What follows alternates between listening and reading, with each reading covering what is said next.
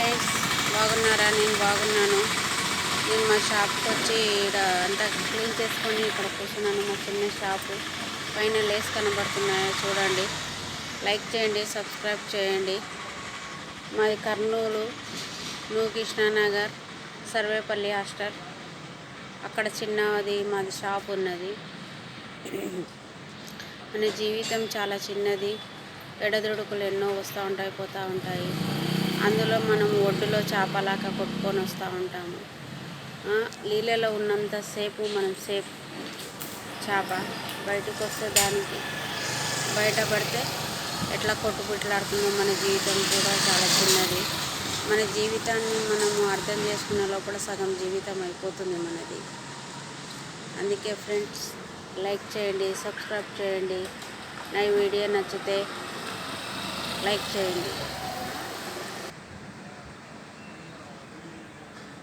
మన జీవితం చాలా చిన్నది కదా ఫ్రెండ్స్. దాన్ని అర్థం చేసుకొని ఎన్నో కష్టాలు సుఖాలు అనుభవించాలి కదా. ఎందుకు మనం అర్థం చేసుకుంటాలేము? మన గురించి మనం ఎదుటోని గురించి ఆలోచిస్తాం కానీ మన గురించి మనం ఆలోచించుకోలేము. ఎదుటోడు ఎట్లా ఉన్నాడు, ఏం చేస్తున్నాడు, వాడు బాగున్నాడా లేదా అని ఎదుటోని మీద ఇంట్రెస్ట్ పెట్టేంత మన దాని మీద మనం ఇంట్రెస్ట్ పెట్టుకోలేము. మన దాని మీద మనం బాగుండలేము. మనం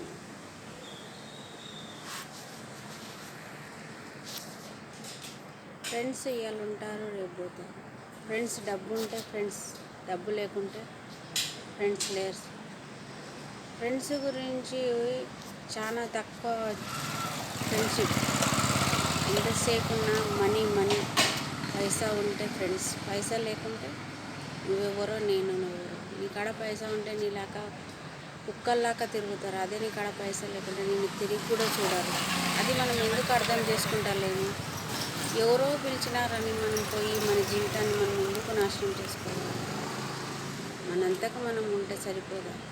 హాయ్ బాయ్ అనేంత వరకు, ఏమంటే ఏమన్నంత వరకు ఉండకూడదా?